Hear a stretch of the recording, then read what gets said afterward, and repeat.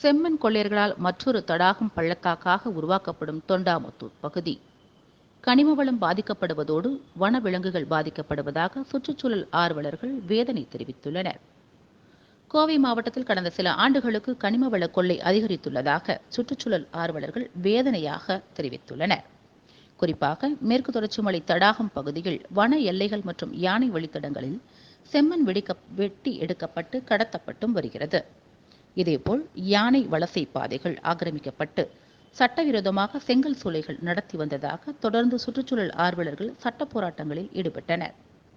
யானை வழித்தடங்கள் மறைக்கப்படுவதால் அதிக அளவு வனவிலங்கு மனித மோதல் அதிகரித்ததோடு சுற்றுச்சூழல்கள் பாதிக்கப்படுவதாகவும் தெரிவித்தனர். இந்நிலையில் அண்மையில் சட்டவிரோதமாக செயல்படும் செங்கல் சூளைகளை மூட நீதிமன்றம் உத்தரவிட்டது. இதையடுத்து தடாகம் பகுதியில் சுமார் 186 செங்கல் சூளைகள் மூடி சீல் வைக்கப்பட்டது. இந்நிலையில் சட்டவிரோத மண் கொள்ளையர்கள் இடம்பெயர்ந்து தொண்டாமுத்தூர் பகுதியிலும் மலையடிவார பகுதியிலும் செம்மண்களை வெட்டி கொள்ளையடித்துள்ளனர். தொண்டாமுத்தூர் மற்றும் கும்பேபாளையம் பகுதியில் கடந்த 4-5 ஆண்டுகளாக செம்மண் வெட்டி எடுப்பதாகவும் செங்கல் சூளைகளும் அதிகரித்து வருவதாகவும் இதனால் இயற்கை வளங்களும் சுரண்டப்படுவது என்றும் சுற்றுச்சூழல் ஆர்வலர்கள் தெரிவித்துள்ளனர்.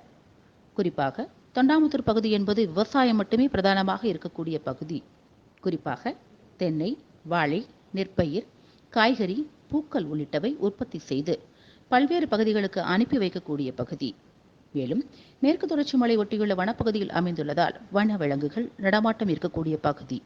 இதனால் இங்கு நடக்கும் கனிம வள கொள்ளையை தடுத்து நிறுத்த அரசு அதிகாரிகள் நடவடிக்கை எடுக்க வேண்டும் என சுற்றுச்சூழல் ஆர்வலர்கள் கோரிக்கை வைத்துள்ளனர்.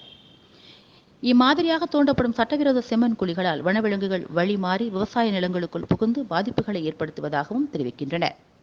இயற்கை வளம் மிகுந்த பகுதியாக இந்த தடாகம் பள்ளத்தாக்கு மண் கொள்ளையர்களாலும் செங்கல் சூளை உரிமையாளர்களாலும் சுரண்டப்பட்டு இயற்கை வளம் மற்றும் மழை வளம் குறைந்து காற்று மாசுபட்டுள்ள நிலையில் கோவை மாவட்டத்தின் மழைக்கு விவசாயத்திற்கு ஆதாரமாக விளங்கும் தொண்டாமுத்தூர் பகுதியை மற்றொரு தடாகம் பகுதியாக மாற்றும் பணியில் மண் கொள்ளையர்கள் ஈடுபட்டுள்ளதாக வனம் மற்றும் சுற்றுச்சூழல் ஆர்வலர்கள் வேதனையாக தெரிவித்துள்ளனர்.